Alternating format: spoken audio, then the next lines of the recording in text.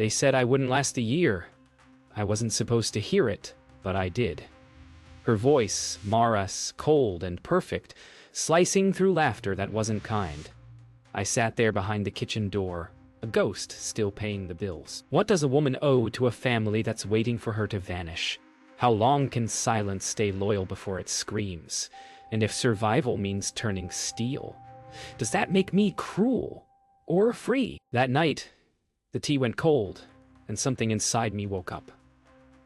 I'd been treated like a memory, like a picture left on the wall out of guilt. But ghosts don't die, they linger. And this one just decided to start living again. Morning light broke through my curtains, but it didn't feel gentle. I moved slower that day, not because I was weak, but because I was listening to myself for the first time in years. I wasn't dying. I was done being small. I walked through the garden Mara said was too much work. My husband planted every tree out there. Every leaf felt like a promise I hadn't kept. Until now. Lucy came by that afternoon, uninvited but needed. She took one look at me and said, "You're glowing like trouble." I laughed, for the first time in months. When Daniel came home, he noticed the garden lights on again. I told him I liked it that way. He didn't argue. Maybe he saw it too. That something in me had changed, and it wasn't going back. The first time I saw my doctor after months of believing I was dying, I almost apologized for being alive. He looked at me like a puzzle. "Who told you that? Evelyn?" he asked. I didn't answer. Maybe I was afraid to admit it wasn't a disease that had been killing me. It was doubt. That day he didn't give me medicine. He gave me permission to start over. I walked home slower that afternoon. Not because I was tired, but because the air felt different. For the first time, I wasn't rushing back to anyone's house. I was walking toward my own. Mara noticed the change first. She asked if I'd finally accepted things. I told her I had, and watched her eyes narrow, confused.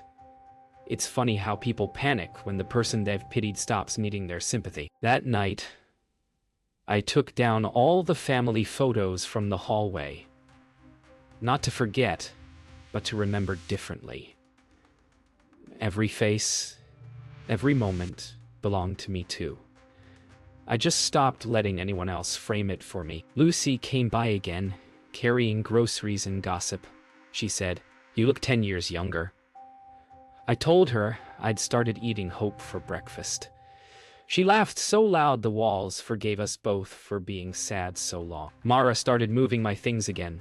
Subtle at first, flowers replaced, drawers rearranged. A silent eviction wrapped in politeness. Daniel said nothing. Maybe silence runs in families. But this time, mine was different. Mine was loaded. She spoke to me like I was fading wallpaper.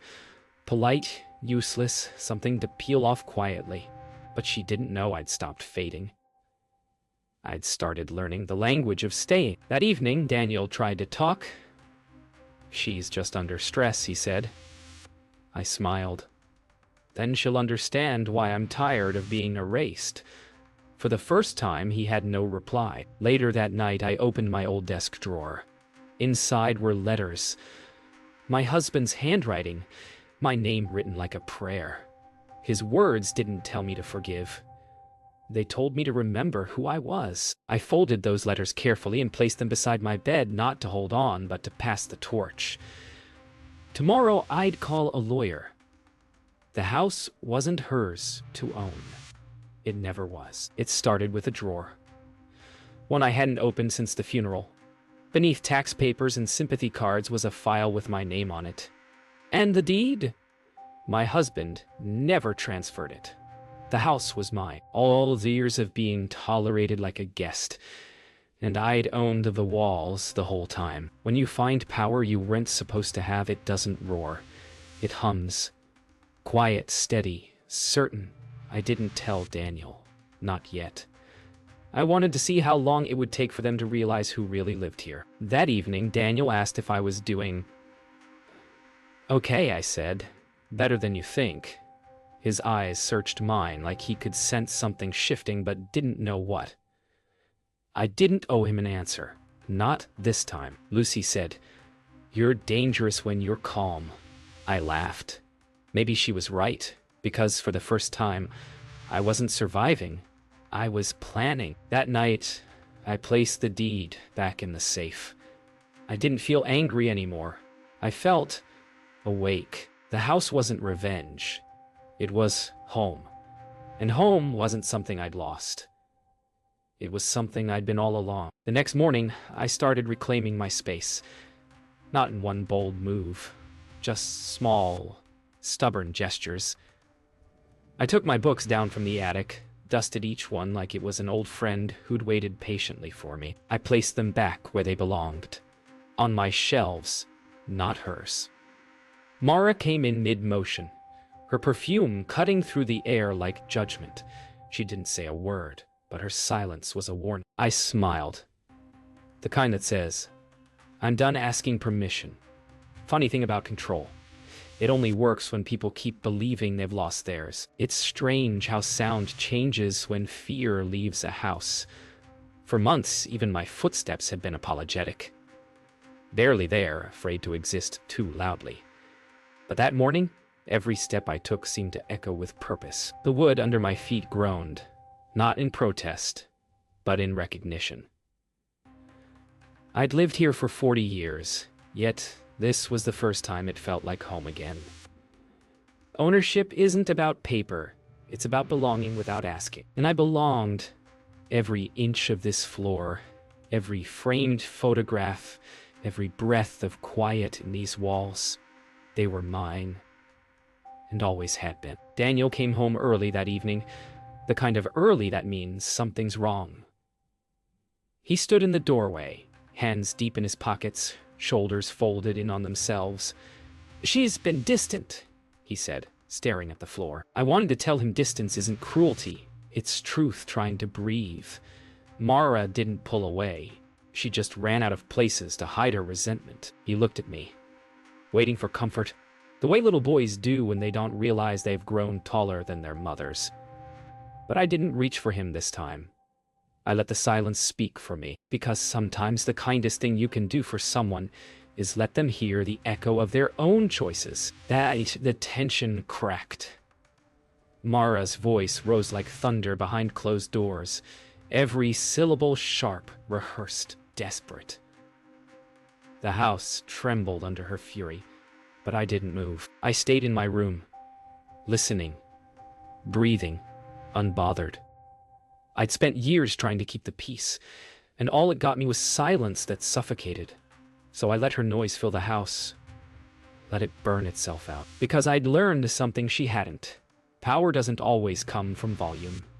Sometimes it comes from standing still long enough for the storm to spend itself. Later, after the house fell silent again, I made tea in my favorite cup, the one Mara once called outdated. I watched the steam rise and smiled. So was I, outdated. Too old to match, too stubborn to change, too alive to leave. It's funny how survival looks from the outside. People mistake it for weakness. But surviving isn't quiet submission. It's endurance in disguise. I took a sip and tasted freedom. Not the kind you shout about, but the kind you sip slowly, alone, when no one's left to tell you who you are. I heard the fight before I saw the distance. Mara's voice, sharp, breaking, splintering the air like glass. Daniel's voice followed, low and tired, a man arguing out of habit, not hope. Then, silence. An hour later, she passed my door carrying a pillow and a look that could curdle air. I didn't speak. I didn't even move. I just listened to the sound of her closing that guest room door, the final punctuation on a story she thought she'd written. Funny how endings sound. Not dramatic. Not loud. Just a click in the dark and the soft sound of someone realizing they've lost the war they started. Morning came slow. The kind of slow that only happens after something breaks. I went outside before anyone woke up. The air was damp, the soil cool. I dug my hands into it. No gloves, No hesitation. Daniel found me there, still kneeling among the roses, my old bones aching, my heart steady. He looked smaller somehow. "You were right," he said softly. I didn't answer. I just looked at him. The way a mother looks at her child when she knows he's finally seeing the truth she prayed. He'd find himself. Some truths you don't speak. You let them settle like morning dew. Quiet, inevitable, cleansing. Mara didn't linger. She packed like someone afraid of changing her mind. Quick, sharp, efficient. I stood in the kitchen listening to the thud of drawers, the zip of suitcases, the hollow footsteps of pride leaving the place it tried to own. She didn't look at me when she passed by. I didn't blame her. You don't look into the eyes of the person who survived you. When the door finally shut behind her, the house didn't echo. It exhaled. Daniel sat at the kitchen table for hours that night. He didn't say her name, but it sat in the air between us like smoke that wouldn't clear. I made tea for both of us, the kind with honey and quiet in it. I set the cup in front of him and sat across without a word. Sometimes a mother's comfort isn't in what she says, it's in how she stays. He finally whispered, "I thought she made me better." I wanted to tell him she did, just not in the way he meant. Because sometimes the only thing that teaches us who we are is losing the person who tried to make us forget. When the house finally went quiet, I walked through every room. The kitchen, the hallway, the guest room she'd once claimed.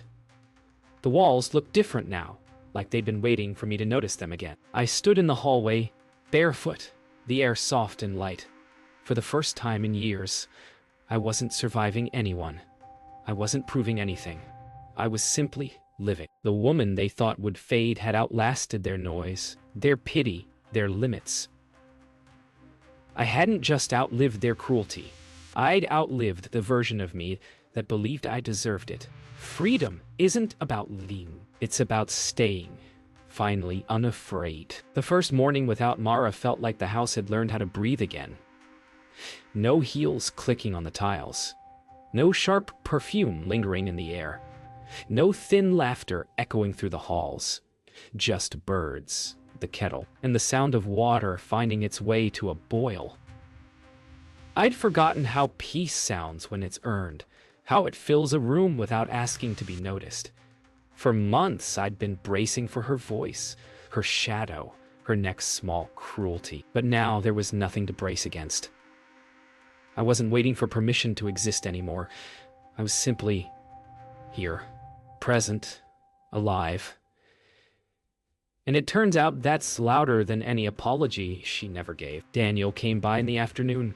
He stood on the porch like a boy again, hands in his pockets, guilt written across his shoulders. "I'm moving out," he said quietly. "Starting over?" I nodded. I didn't ask where. Some journeys don't need destinations. They just need beginnings. He hugged me tight. The kind of hug that carries more apology than words ever could. I whispered, "Good. So am I." We both laughed.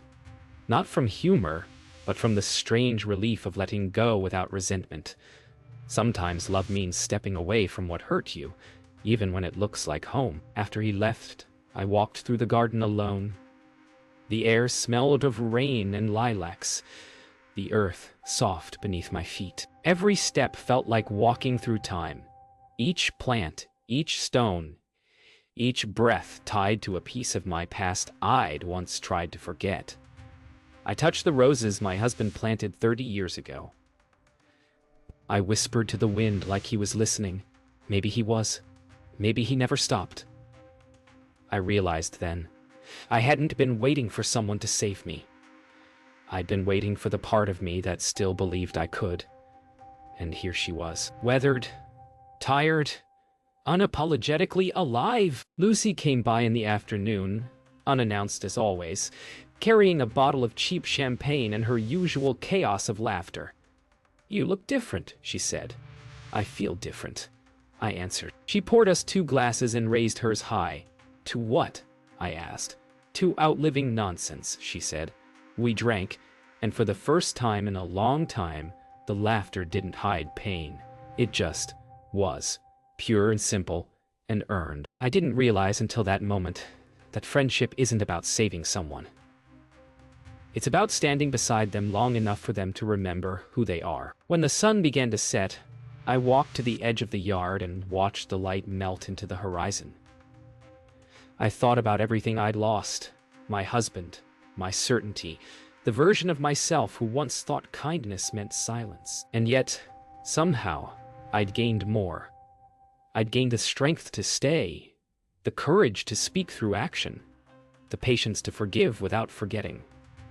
Mara's voice no longer haunted these rooms. Daniel's sadness no longer weighed me down. The house stood solid behind me. But it wasn't the walls that mattered. It was the woman standing in front of them. They said I wouldn't last the year. But I did. And in surviving, I took back everything they thought they'd taken from me.